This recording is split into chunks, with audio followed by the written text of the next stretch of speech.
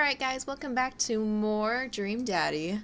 Oh, so exciting to play some more.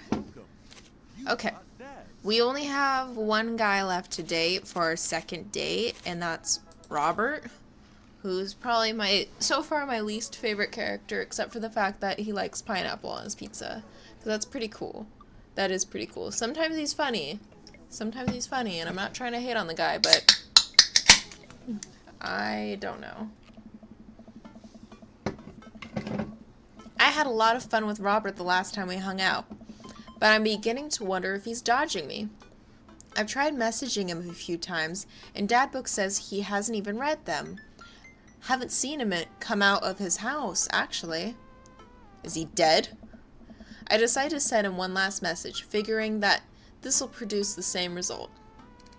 Hey man, don't know where you've been, but we should grab a drink soon. I walk away from my computer because at this point I know he's not messaging me back anytime soon. I linger in the kitchen. I'm all caught up on work. The house is relatively clean. Maybe I should do something nice for Amanda. Yeah! I'll bake her favorite pie. I root through the pantry and pull out all the ingredients. This is an old family recipe that I used to make with my grandmother when I was a kid. I lost the actual recipe card a long time ago, but I think I'll be able to remember how to bake it. I start mixing the ingredients together for the crust until it's nice dough. I throw some cherries into the saucepan to make the filling. Normally I don't like to multitask in the kitchen, but this cherry pie is a piece of cake. Pie? It's a piece of pie. I'm making pie. Aw man. I can never remember. What's the temperature you're supposed to set the oven at? I'm pretty sure it's 375, but I could be wrong. Who am I kidding? I'm never wrong when it comes to this pie. My special twist on my grandma's recipe includes a secret ingredient that not even Amanda knows about. It really makes the cherries extra flavorful. God, why can't I remember what the secret ingredient is? More cherries, salt, it's almond extract. Oh, it's almond extract, duh. Oops, I accidentally poured a little bit too much in. Way too much in. I'm sure it's fine. Baking is an art, and some of the most beautiful art is made by mistakes. I finally get the pie in the oven. How long am I supposed to leave it in there? 50 minutes? I'll just wing it. Amanda's gonna be so excited. That kid loves a good pie. I have a seat in the kitchen table and do some word jumbles until Amanda comes home. I can hear the door slam open. Yo, Pops, what smells like pie in here? It's pie, sweetie. Amanda darts over to the oven and looks inside. Yes! Hey, it's not done. Be patient. What's your angle here? What? Pies are an objective-based confection. What are you trying to get out of me? Fine, you caught me nothing. I've been leading... Oh, okay. I don't know. I've been leading a double life. I have a terrible news for you. I'm actually a pro skateboarder, an aspiring astronaut, and a bank robber. The lifestyle is calling back and I must go. One last job. You know how it is. This pie was the only way I knew how to tell you. Well, I appreciate the years we spent together, but a trade-up is a trade-up. Remember me when you're kicking your feet and up in Ibiza. Thanks for all the pie. We share a cordial handshake. I wait a few minutes before taking the pie out of the oven. I set it on the rack to cool and guard it so Amanda doesn't dig in before it's ready. Huh. What? Does it look kind of weird to you? Oh. That's just me taking artistic license on what cherry pie means to me emotionally. Just saying this because, you know, it seems like you might have baked the pie incorrectly. And you're currently, right now, trying to pass it off as a good thing. It's art, sweetie. Was it art when you accidentally baked a whole uncracked egg into the center of my 12th birthday cake? Well, was it art when you tried to make brownies and accidentally created chlorine gas? Well, that's a bit of an exaggeration. Was it art when you just eat the pie, Panda? I cut us a few slices and we sit down to eat. The cherry filling oozes out of the sides and the buttery crust glistens. I watch as Amanda takes a bite. What's wrong? It's not good? Oh, no. Amanda winces and fans her mouth. No, it's just burned the heck out of the roof of my mouth. This pie is amazing. Sorry for doubting you. I breathe a sigh of relief and take a bite. She's right, the pie is pretty incredible, as it always is. I'm really proud of you for making a pie without burning the new house down. I got a few dad tricks up my dad's sleeve. Maybe fathers aren't as bumbling stupid as the media makes them out to be. Maybe as society we should have a little bit more respect for fathers as a whole. Dad, your sleeve is on fire. I run to the sink to put myself out. Pride will be my undoing. Amanda and I clean the kitchen and play a little bit more living room hoops before she returns to her room to do homework. I go back to my word jumbles. Hey, this one spells cat.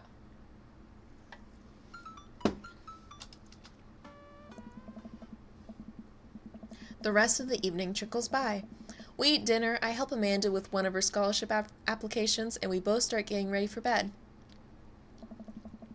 I decide to check Dad book one last time before I climb into bed. Still nothing from Robert. Hope he's okay. I turn out the lights and lie down. Hey. Lane. Hey. Hey, Lane. Hey, I'm outside. Come outside. Oh, what is that? I was just on the verge of falling asleep. I climb out of bed and try to identify the source of the dinging. My computer's screen illuminates the dark room. I walk over to it, ready to turn it off when I notice what's happening on screen. Don't make me honk. I will honk. Get out here. I look out the window and sure enough, there's Robert leaning up against his pickup truck in the driveway. Okay. Oh, I open up my door to figure out what's going on. Hey. Hey. Wanna hang? I was kind of sleeping. That's no fun. Come hang out. I would argue that sleeping is very fun, but I don't have to be anywhere in the morning. Might as well live a little. Sure. Cool. You plan going out like that? I look down and realize that I am, in fact, not wearing pants. I mean, I don't mind. Right, 1 second. I run inside and throw on my going out pants, shoes, and jacket. I grab my keys and meet Robert back outside. Ready? Ready? I wish I was really a man so I can get ready that quickly. I'm so lazy. Today I didn't even put foundation on. I'm like, bronzer, shitty eyeshadow, done. I jump into the passenger seat of his old red pickup truck. I have to move a few empty cigarette packs and a gas station receipt out of the way before I can sit. Robert silently starts the car as we drive out of the cul-de-sac. You like Tom Waits? Tom who? Wait, who's before I get he hates the fact that I don't know everything. He hates the fact that I have gone through my life without hearing certain things come into my eardrums. Like, I am so sorry that I didn't just happen upon this information in my life. Before I can answer, Robert turns on the radio. Yep, that's Tom Waits all right, I guess. He lights a cigarette and cracks the windows. We drive together in silence. So, where are we going? Robert doesn't respond. Robert? Oh, I heard you. He still doesn't answer my question. I look out the window and notice Robert's taking us to the highway. I twiddle my thumbs. Well, whatever I got myself into, it looks like I'm in for the night. I settle into my seat and watch streetlights pass by. I glance over to Robert, who's driving intently. He looks tired, as he always does, but there's something a bit more there that I just can't place.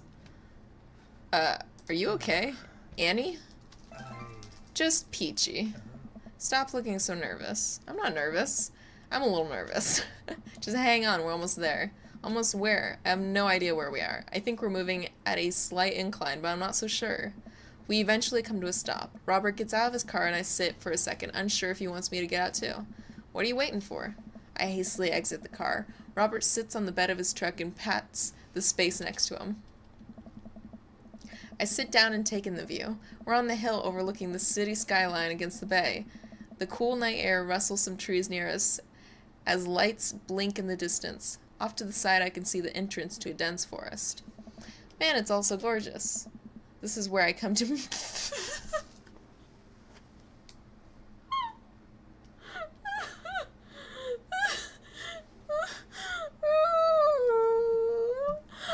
I literally... Look at my face right now. Look at...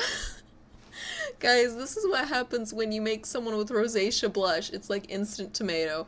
Oh, God. Oh, God. Oh, God. Oh, God. Oh, my God. Don't do that to me. Don't do that to me. Oh, God, that's better. Whew, shit. This is where I come to masturbate. In public, apparently. What? I'm kidding. What's wrong with you? Dude, this is my little spot where I come to think. It's nice. You can see the whole city from up here. Really gives you some perspective. Robert reaches behind him and pulls something out from under his jacket. It glints in the moonlight, and I suddenly realize what it is. Oh shit, that's a knife. Am I gonna die? Oh. Please don't stab me. Robert reaches into his pocket and pulls out a small piece of wood. Please don't stab me with that either. Robert takes the knife to the piece of wood and starts carving it. Oh. I breathe a very audible sigh of relief as Robert looks at me sideways. Did you think I was gonna stab you just now? What? No. Hate to break it to you, but I did, in fact, bring you out here to harvest your organs. Play along. Yeah, well, you think you caught me in your trap, but I knew. For years I've been putting the most vile junk food in my body in preparation for this day. Come at me, friend, and reap what you will. 2 steps ahead of you at all times. That's how I operate. Ha! Nothing gets past you, huh? Robert reaches into his pocket and pulls out the folding knife a folding knife that he opens and hands to me. You should hand off knives closed, not open. I'm gonna warn you, the last guy I had a knife fight with lost 3 fingers because he didn't know the 8 basic rules of knife fighting. You're familiar, correct? I honestly can't tell you when you're kidding. I'm so many levels of irony deep that I've forgotten what humor is. I, relate to him, but I also don't. He and I laugh. I made a couple jokes that people thought were 100% serious. One was literally, oh god, this is such a bad joke. I could tell it really fast. This happened a long, long time ago, but I had this really, really, really, conservative friend. She wore a long skirt every day. She was highly religious, sweetheart, helping out in soup kitchens, pretty much better than every other person in the entire world kind of girl. Absolute sweetheart, just in every way. And I'm a dipshit. So, she and I were talking, and I was talking about how I wanted a son in the future, because I would love to have a son, just in the future one day, and I still do. And she said, well, what if you have a daughter? And I say, well, that's what rivers are for. And I was totally joking, and I was totally joking, but I said it just so casually, yeah, no, that's what rivers are for. She gave me this look of just pure horror, just pure believe horror, she seriously believed me, and I'm like, no, I'm kidding, please God, I'm kidding. Oh, she didn't talk to me too much after that, but anyway, have you ever whittled before? Considering I'm not a grandpa, no. What do you mean by that? Well, I just thought that you would have a block of wood shipped to you along with your first Social Security check. I'll have you know that whittling is a time-honored tradition enjoyed by both young and old alike. That you're dismissing it before you even tried it speaks volumes about your character. However, because I've gotten to know you for some time, I have come to think of us as friends. I am willing to attribute it to ignorance instead of malice. What I'm trying to say is, go get that stick. Robert motions to a good-looking stick on the ground, perfect for a potential whittling. I pick it up. The most important thing to remember while whittling is to cut with the grain, not against it. If you cut against the grain, I don't know what happens if you cut against the grain. I accidentally skipped. No. Getting hurt comes with the territory. Look at my damn hands. I look at his damn hands. They're calloused and covered in little white scars. Oh, mine too. They're very nice hands. Not mine too, because they're really gross. You can't make a stick omelet without breaking a few hand eggs. Ugh. While I'm distracted, the knife slices into my thumb. Blood gushes all over my little wooden carving. Robert is lost in his carving and doesn't notice me bleeding everywhere. Robert still doesn't notice. Robert, I'm dying. I'm bleeding to death. Robert finally looks over. He reaches into his jacket again. Jesus, how much stuff does this guy keep in there? And pulls out a red bandana. He wraps it around my thumb. Hold it tight. He hops off the trucks, and I can hear him rummaging around his car. He comes back a moment later with a well-stocked first aid kit. Robert carefully wipes all the blood off my hand, swipes a bit of antiseptic into the cut. With surprising gentleness, he places a bit of gauze on the wound and wraps it all up. You okay? Yeah, I'm good. He hands me what's left of the tube of antiseptic. Make sure to keep that cut clean. It's oddly touching and a little sexy. Uh-huh. I guess I'm the real whittler now. That you are. Be careful, though. They're attracted to the smell of blood. Wait, what? What's attracted to the smell of blood? Cryptoids. Tons of them out here, you know? Cryptoids? Like Mothman and stuff? Mothman is bullshit, but yeah, this town is hotbed for cryptozoological occurrences. You're joking. Oh, how I wish I were. I'm a skeptic myself, or at least I thought I was. Ooh, skipped it entirely. I think about the entirety of my time in the city. Aside from the occasional stray coyote, I don't think it's that bad. You ever hear of the Dover ghost? I don't think so. Well, let me tell you a story. I was out in the woods here on a weekend camping trip with Betsy. You don't know Betsy, but she's a big pup. Pit bull. Real intimidating. I feel safe around her. First night goes without incident. I get some solitude. Betsy gets to pee wherever she wants. All good stuff.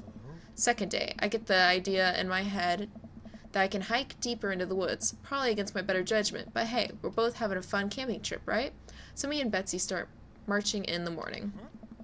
It gets a little late and we start up camp. It's different this night. Real quiet. I can't hear the birds, the crickets, the squirrels, nothing. Dead silent. Then it happens. I hear the most unholy growls I've ever heard in my life. Right outside my tent. Me and Betsy, we go to investigate. We look around the clearing. Nobody's there. But there's this feeling. I'm not sure I can quite describe it. I know something is watching us. Betsy, though she's scared, never seen her like that. And when she's scared, I know what I should be too. And then I see it in the distance. A man. But if there's something that didn't know what a man was supposed to look like made it, it just looked wrong. Big, arms too long for its body, black eyes. It stood there and stared at me. Then it disappeared. I hear one yelp from Betsy and I turn around to check on her, but she's gone, into thin air. I didn't sleep at all in my tent that night, and I don't think I've slept right since. That's terrible. Wow. Robert. I'm so sorry. They say if you listen closely on quiet nights just like tonight, you can hear the howl of the Dover ghost. A howl resonates from the woods. It doesn't sound like a regular howl. It's so guttural, even from far away. Something about it makes my skin crawl. Okay, Robert, real funny.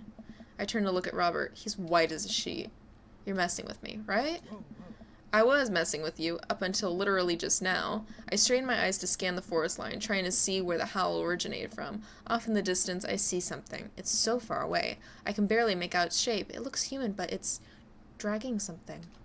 Do you see that? We should go. Really? Robert and I slowly back away and get into the truck. He turns off his headlights, and we make a slow crawl away, back into the road. I'm too scared to look back. What was that? The Dover ghost, I guess. I chuckle nervously. This time he doesn't seem like he's messing with me. Or maybe someone illegally dumping garbage on a wildlife preserve? Yeah, that's the story we'll tell ourselves. We sit in silence for a little longer. The fear of whatever that was slowly subsiding as we get closer to the city. Thanks for coming out. This was fun. I'm sorry I haven't been in touch. I've just been on a way lately. I had to get out of the house. Had to be around somebody. You doing okay, man? Robert thinks for a second and lights another cigarette. Been doing a lot of thinking. He takes a long drag. As I get older, I feel more and more that I'm just like drowning in the sea of regret. I was so busy chasing after these things that I thought would make me happy that didn't think about anyone else. All I cared about was myself, and I didn't even think. Robert stops. I wait for him to finish his thought, but he just stares off into the road. Maybe I'm just built like this. Or maybe I do it to myself. Maybe it's my own choice that I'm unhappy as I am. Try to think of something to say. I remember all the times in my life when I've been sad, and there's a great many of them. But there's always been a light at the end of the tunnel, something I've held on to that kept me going. But there's something so resigned about the way Robert's talking. Is he, like... okay?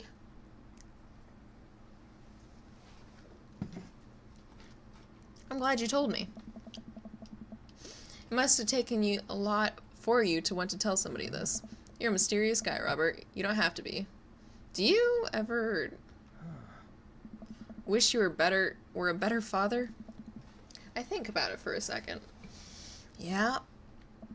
All the time. You can read all the parenting books you want, but nothing will ever prepare you for raising a child. Oh, hold on. Let me turn the audio up just a little bit, because there's no music going on in here. There's so much stuff I regret, or wish that I could have done better.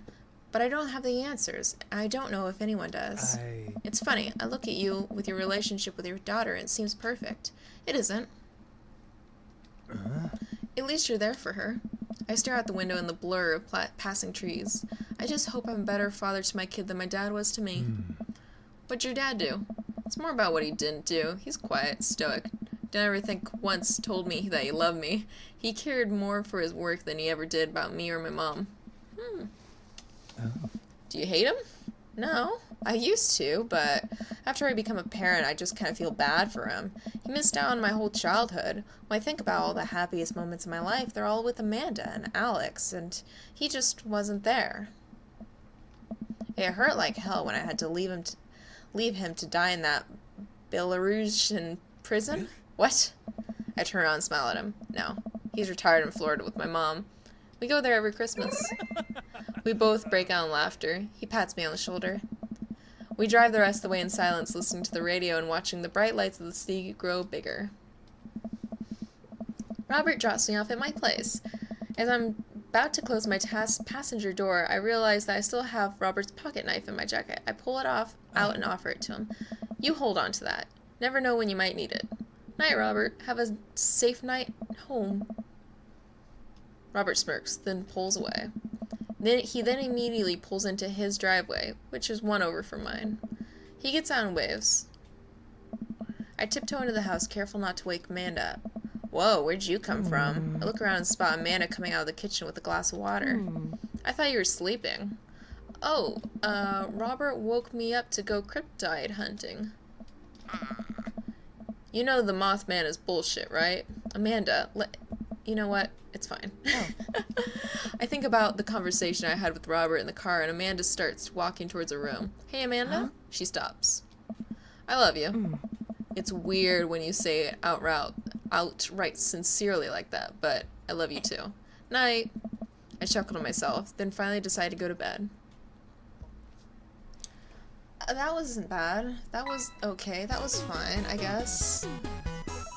That was fine. You're a straight shooter. I like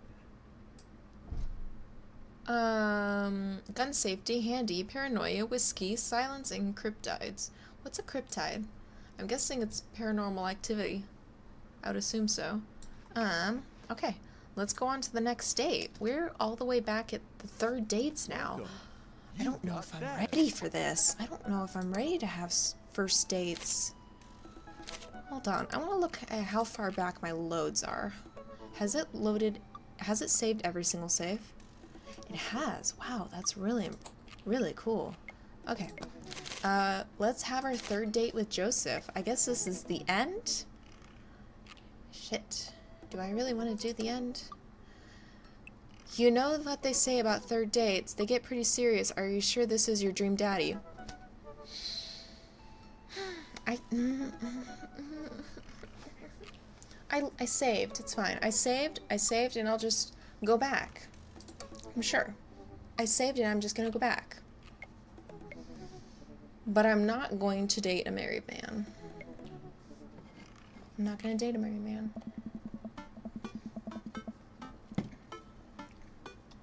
I really want to see Joseph again, but after that weird encounter with Mary, I don't know. He's my friend, right? I should be able to hang out with him and not be weird. Right? Right? The computer pings as a message flies into my inbox. It's Joseph. Like, actually hang out. No manual labor, no impromptu therapy sessions with sad DJs, no kids, just you, me, and the open ocean. Wait, how are we gonna get out on the open ocean? How are we gonna get on the open ocean, might ask? Good question. Whoa. If you're interested, I'll meet you down by the marina, and you can check out the goods, if you know what I mean. I mean my yacht. Let me know. Joseph owns a yacht? Well, he would own a boat, wouldn't he? Joseph owns a yacht? I'm as surprised as you are. You've been holding out on me. Your only daughter whom you love? What, did you think that having me as a father would somehow afford you the fringe benefit of getting to go on a yacht? What else did it get me? A healthy upbringing and a supportive environment. I'm literally paying for your college. Not a dog, that's for sure. There we go. Yeah, okay, but what if I had the exact same upbringing and a healthy environment, but I could also go on a yacht sometimes? Relax, kiddo. Joseph's inviting me onto his yacht. It's gonna be a yacht of fun. I'm glad you're excited, but that doesn't mean you get to start throwing out puns. Why yacht, Amanda? Well, I gotta get ready to go to my friend's yacht. I start to walk away, but Amanda stops me. Hey, in all seriousness, I hope you have fun. But make good choices, okay? I will. I will. But Dad... Don't stay out too late, or you can't go to Jennifer Longforest's birthday party this weekend. She promised me she would propose to me, but I ended up going with Logan Crutchfield. I'm not going anywhere near that party. Good bit, Dad. Good bit. I respond back to Joseph, letting him know I'll be there. A quaint marina complete with local mom and pop shops and Deer Diner frame the bay. I've gone a few walks by the bayside to stare enviously at all the nice boats before. Joseph should be around here somewhere. Gosh, this is fancy. I feel a little out of place. Hey, Joseph, where are you? Up here. I look up. Joseph waves to me from atop a huge yacht. I've never been on a yacht before. You never forget your first. I glance at the name on the side of the boat. The St. Peter, huh? I inherited this thing from my pops. Real fire and brimstone type. Love yachts. So what's the plan, Captain? I figured since the last time we went bit sideways, we can cast our lot out to the open sea, wrestle with Neptune, set sail for a sea of adventure. You're kind of a goofball when you're not wrangling your kids, you know that? Joseph smiles and winks from his perch. I have no idea what you're talking about. Joseph hops down and extends his hand to me, helping me onto the yacht. I'm thrown off by how soft his hands are. Does he moisturize or what? Stop thinking about his hands. Dude, I'm way into hands. Pure thoughts. You're gonna be on a boat, alone with Joseph on the open ocean. It's a yacht. He's married. It's fine. Exactly. He's married. He's married. He's married. It's fine. He's married. After undoing the mooring and climbing into the captain's seat, Joseph slowly takes the boat out, ringing the big steel bell with extra emphasis, even though nobody else seems to be around. Shoving off, boat launching, man and boat, launching as one. The St. Peter navigates out of the marina into the open water, with Joseph doing the occasional steering flourish as the boat bobs along with the waves. He seems a lot more relaxed out here. Joseph is definitely in his element. This is the part where we wrestle Neptune, so please remove your shirt and roll in some talcum powder. Can do. Can do.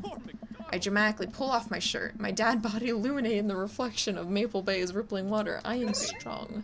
Not bad. We might have to tag team Neptune together. Apparently that was a really good choice.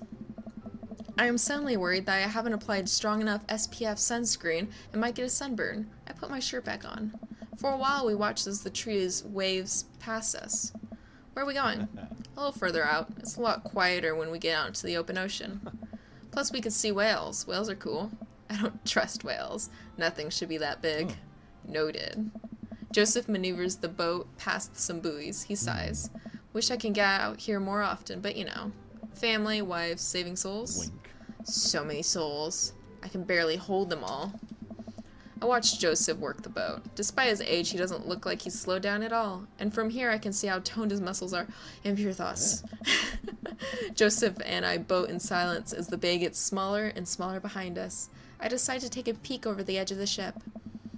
The wake this thing kicks off is intense. I wonder if Joseph would ever let me water ski off his yacht. Hey, dolphins. Joseph, there's dolphins. So you're scared of whales but not dolphins? I feel like there's some unspoken truce between man and dolphin. It would be more comfortable riding a dolphin into battle. Dolphins are way more dangerous. They sometimes drown their babies for fun, you know. Can I trust nothing in this open ocean? I like to think that I'm pretty cool. Alright, Joseph, it's you, me, versus the entirety of marine life. I yell out into the ocean. You're all spineless invertebrates. I had lobster last week, and I can't wait to eat more of you.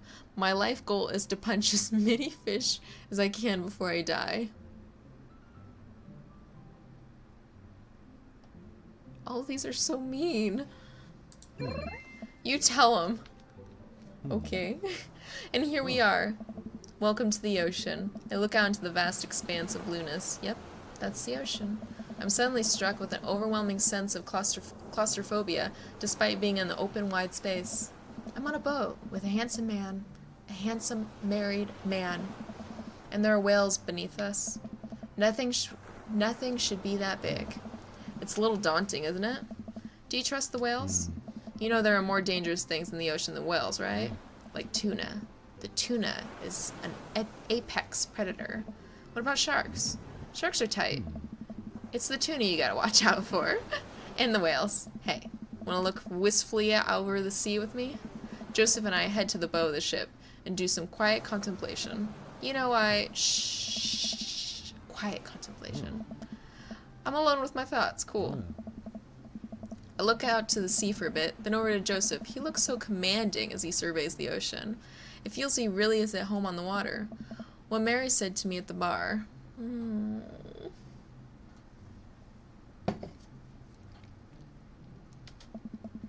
I can't stop thinking about it. Is she right? But she's terrible to him. He's unhappy. He deserves better. I don't know what to think about this. But I feel so drawn to Joseph. I should say something.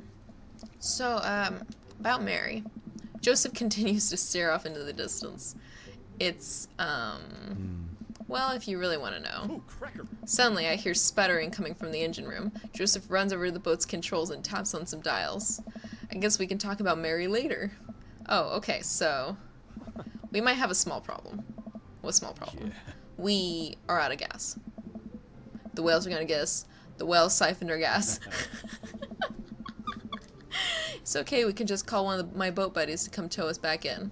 Joseph pulls out his phone. Oh. Just kidding. I can't do that because there's no service. I check my phone. I don't have service either.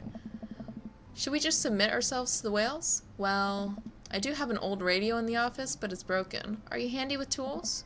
I'm a dad. If the radio is anything like frantically putting together a bike on Christmas Eve, it should be no problem. Let's take a look at it and see what we can figure out. Joseph directs me towards the radio and showcases its insides. I don't know how radios work. I think there's some frayed wires in here. If we can reattach them, we should have a working radio in no time. We stare into the interior of the radio. I'm not entirely sure what I'm looking at. I don't think Joseph knows either. You know what? Let's just throw some stuff around here and see what works. Oh. MacGyver, that radio. Oh my god. Oh my god. I'm sorry. I don't think I'm doing it right. Oh god. Oh. Oh. No? Oh, that seemed right. I don't know. Nope, that... I think you're missing something. Okay. What about if we just put everything in? Let's just put everything in. What did that make? cute noise. Is that a pencil? Okay, I think I have everything. Power. I did it. Hey, it works. Kinda. I totally believe that that would work. The radio springs to life. Whoa, we did it. Joseph speaks into the receiver. Hello? Hello? Can anyone hear me? He tries a few other channels. Nobody responds. He might be a little far out. I don't think there's anyone in range. How big's the range? Well, this radio came with the boat when my dad bought it in the 60s, so not great. That's reassuring. Now what? There's worse places to be stuck on than a yacht. Wine? Wine. Wine. He really liked that middle one. I keep a couple emergency bottles below the deck. Want to go grab some while I fiddle with the radio some more? Let's see. Wine, wine. It's gotta be around here somewhere. Examine lounge. For an old yacht, this lounge is pretty high class. Wood panels on everything, leather couches. It's like an old Playboy photo shoot in here. Examine bed. Oh, it's California King. Swanky. It's unmade and a little messy. Less swanky. Did they have Cal Kings in the 60s?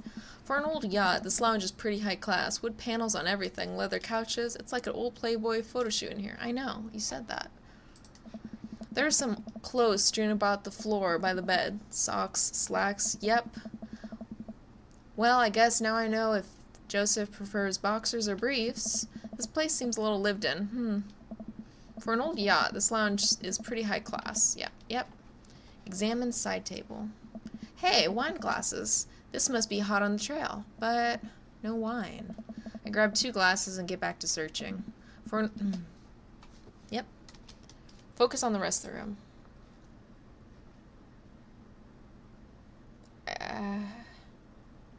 Shelf? Cabinet. It's a sturdy cabinet, a little bit dusty, but there's some treasures in here. Fire extinguisher? Look, you can tell a lot about a man by how seriously he takes his fire safety. Nice, Joseph, nice. It's a sturdy cabinet, a little dusty, but I bet there are some treasures in here. Flashlights. Well, this is a solution to a different problem. Maybe if we're stranded out here for days and run out of electricity, we'll need these. But the chief of concern right now is the wine intake. I'm sure they have solar. Well, I don't know. On my mom's boat, they have a lot of solar. Like, everything's run on solar. It's a sturdy cabinet, a little dusty, but there's some treasures in here. Examine drawer. Hey, it's wine. A whole drawer full of wine. It's a yacht club miracle. Twilight Rouge, huh? Come to Daddy. Finally, time to get back to Joseph. Okay, focus on the rest of the room. What's the last thing? Shelf. I take a look at everything on the shelf. Photos. Are there any of Mary? There's a few photos on the wall here. Looks like a picture from Joseph and Mary's wedding day. Nice grandpa glasses. Looking real slick there, Joe.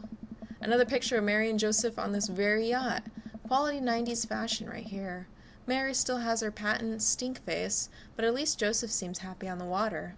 Hey, it's all the dads. Looks like this was from a couple years ago. The gang's all here. Brian, Matt, Hugo, Craig, Damien, Robert. Wow. Robert's actually smiling and wearing a sweater. I know that sweater. And there's one guy at the end I don't recognize. Hugo's ex, maybe? And hey, here's Joseph go-karting with the kids. That's fun. I take a look at everything on the shelf. Sweater? And it looks like a bunch of different Bibles on brand. A couple of old vet magazines. I guess those must be Mary's. Wait a minute. Is this? Well. Now the hot body shoe is on the other hot body foot. I take a look at everything. Wait, what? What was that? Examine the knickknacks. If there's one thing Joseph does right, it's the old odd stuff he puts on shelves. I take a moment to closely examine what I think is an old submarine clock. Ah, and there's the crosses again. Boy knows his crosses. Really cool design, too. I take a look at everything on the shelf.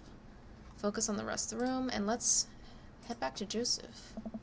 I bring the wine and glasses up to the deck and find Joseph still hunched over on the radio. Oh. Wine, good to see you two. Just in time for the sunset. I didn't take you for a drinker. Haven't you heard? I'm a cool minister. How cool. Oh. I can land half of my kickflips. What is that, like 4? Yeah. 5 on a good day. Pour me. Regular pour? Oh. Now this is how you do stranded at sea. We clink our glasses together and drink up. This wine's not bad. There's a hint of... Am I tasting grapes? You have a discerning palate. It might be grapes. Joseph and I lounge on the deck with our yacht wine, taking in the ocean air. The sun dips below the horizon. We could be stranded out here forever. I can't think of anyone else I'd want to be stranded with. It's just you, me, and all those whales. So many whales. You're killing the vibe. Revive the vibe. Generally, it takes 3 days and a gigantic stone door rolled in front of a tomb, but I think we can save it. Okay, let me save. This view, though, do you like your mysteries hot-bodied? I bet we'll have a whale of a time. What's it like owning a yacht? Boring. Punny. I don't know what this one is. This view, though. Boring. Pun. I don't know. I don't want to do that one. Let's do view. It's safe. I mean, there's something a lot prettier than right in front of me. Sweet, full-bodied. God damn, Joseph. This wine's so good. God damn. Just spat all over myself. Oh god, it's a list. What's it like owning a yacht? Fuel prices are on the rise, yearly maintenance is a bit of a strain on the finances, can't really take it out in the winter months. My mom takes her boat out in the winter months. I've only visited her boat like once or twice, but it's cold. But sometimes you can have a party on your yacht and everyone thinks you're cool. It evens out. That's why my mom likes her boat. Lane, if you had a yacht, what would you name it? The Salty Swallow, Young Har. Long, hard, and full of semen. The Salty Swallow and fuck you, Wells. Joseph chokes on his wine. You know, like the bird. What? Oh, the Salty Swallows. That's a... I didn't know that was like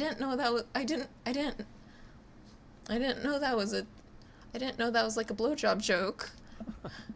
Nothing at all. Oh, the sweater around his shoulders. Shit. Is that the one we noticed in the picture that was another man wore? I go to take another sip of wine, but I stop myself. Is wine acceptable beverage in the margarita zone? Oh. That's it. All beverages of leisure are welcome in the margarita zone. This is almost what we wanted, right? No responsibilities, no worries, other than possibly dying out here. And the whales. But yeah, I'd say we're in the zone. Joseph and I click our wine glasses again. To the margarita zone. Yeah. Wasted away again. If you have any salt shakers, we can arrange them into a pentagram to summon Jimmy Buffett. Maybe he can save us. As a youth minister, I make pacts with neither the devil nor island jammers. If we're to get off this boat, it'll be by the grace of God. Or Steely Dan. Amen. Our laughter dies down. We're both silent for a moment, looking into each other's eyes. Joseph leans in closer. I feel myself doing the same. This is a bad idea. He's married. I can't help but feel like doing this will end up hurting someone else. Yeah. Maybe your wife? But his face is real close to my face. I have to tell you something. Mary and I are done. I pull back. I think about the clothes strewn about the lounge, the undone bed. Are you living on this boat? Yeah. I didn't want to mention it, but... He sighs, strolling back to his controls on his boat. I lean into the console next to him. We had a very long talk, and it's unsalvageable. I'm staying here until everything gets sorted out. Oh, I'm so sorry. Is there anything I can do? I'm fine, actually. Yeah. It was a long time coming. For the first time in a long time, I'm seeing the path of happiness. And now I can focus on myself and stop trying to deny the things that would make me happy. I need someone who will be there, someone kind and honest. And you deserve that, Joseph, you really do. Anyways, I've been having this crazy feeling there's someone who I could get in the habit of having around. Someone very close to me. Is it whales? I mean you. I really should have put foundation on today. I really should have put foundation on today. I was trying to be subtle. I think I'm picking up on what Joseph's putting down. I lean forward, closing the gap between us when Joseph grabs the receiver. Come in, is anyone there? No, over. We're stranded out in the open waters. We've been out here for hours. Please send help, over. But wait, are you guys gonna kiss?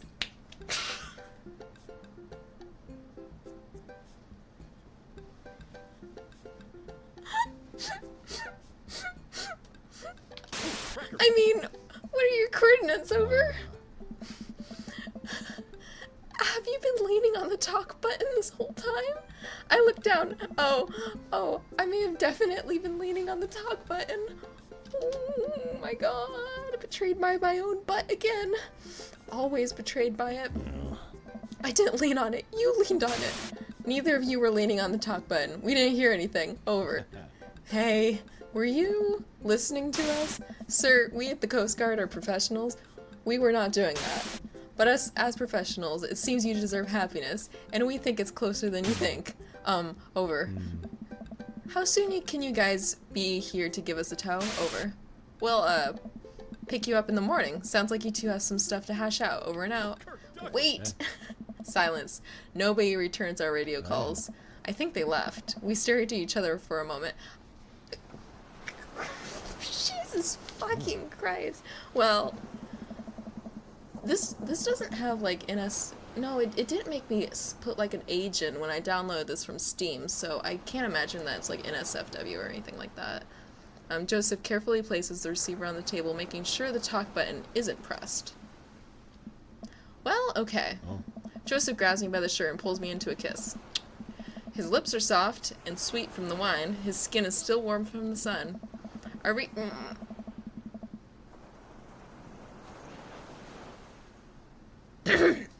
I'm gonna be a professional about this. Hold on.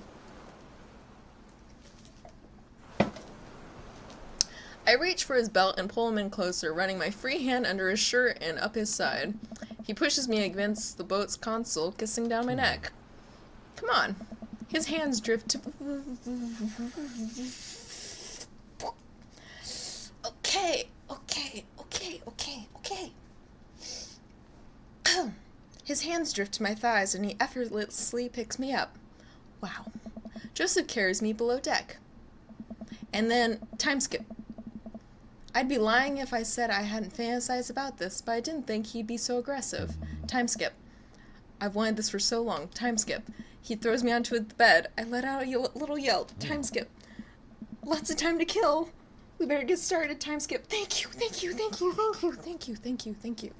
Oh my god, thank you. Jesus, fuck. Oh my god, thank you for time skipping. Oh man, I might have overdone it on the wine last night. Just a few more minutes of sleep will do just fine. Wait. I open my eyes to find Joseph's face a few inches from mine, an arm slung around my waist. He's sleeping peacefully. His hair is mussed, and his lips still a little red. I think this is what I was talking about when we were discussing Margarita Zone, finding little perfect moments of joy, like the way the light falls across Joseph's face, or how he's holding me tight, even in his sleep. I like how we hooked up after, you know, he and his wife separated. I just want to make that very clear. I'm very tempted to curl up closer to him and keep sleeping. I know the Coast Guard will probably be here soon, and I'd like to be wearing clothes when that happens. I nudge Joseph. It takes a couple of shakes before he blearily opens his eyes. When he noticed me hovering over him, he breaks into a huge grin. We should get dressed. Joseph pulls me in for a kiss. Do we have to? Another kiss. Stop trying to tempt me. Fine. Okay. The Coast Guard eventually shows up and tows us back to the bay. They thankfully keep their comments to themselves. Joseph and I step off of the yacht, and he walks me to his car. I had a great time. Me too. No thanks to the whales. Yeah. Shh. You're on land now. They can't hurt you here. Take care, Joseph. You too. He gives me one last kiss on the lips before he turns around and walks back to his boat. Well, I've been gone the entire day. Hopefully Amanda's alright. Amanda, I'm... Dad! She runs up and hugs me. I was genuinely concerned about your well-being, but upon closer inspection, you seem to be okay. What happened? The yacht ran out of gas and we got stuck. But it was okay, because I was on a yacht. Were you scared? Your father feels no fear. Were you able to take care of yourself for the night? Yeah, just did a ton of drugs, vandalized a few cars, and then embezzled some funds from my school. All in all, a pretty low-key night. Where'd you learn that from? I learned it from you, Dad. Oh, if you did, you would have funneled those funds through a legitimate cash and carry business, fudging the books over in course for years. You don't cause suspicion from the feds. Rookie mistake, Panda. I'm glad you're back in one piece. Did you make good choices? Yeah, I think I did. But hey, I'm starving. Want to make sandwiches out of whatever we can find in the fridge? More than anything, Pops.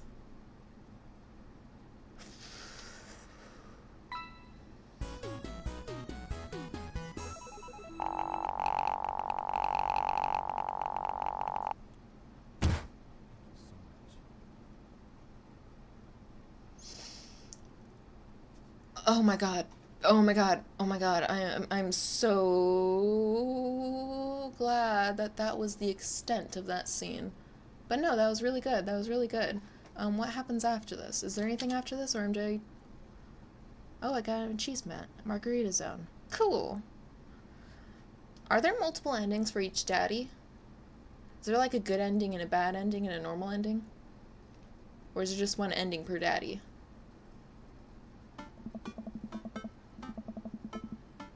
Oh, okay, there's more. I think I'll do this in the next video. Alright, guys. Wait, do I want to do this now or in the next video? Next video. Thank you guys so much for watching, and I will see you in the next video, which will be very soon, because I can't stop playing, even though my face is literally, like, burning right now. But I swear to God, it's because I have pretty severe rosacea. Like, I have really severe rosacea. See how it's already getting red right there? I swear, that's why I'm blushing. It's not because of the hot Christian daddy saying very, very unchristian things. Thank you guys so much for watching. Bye-bye.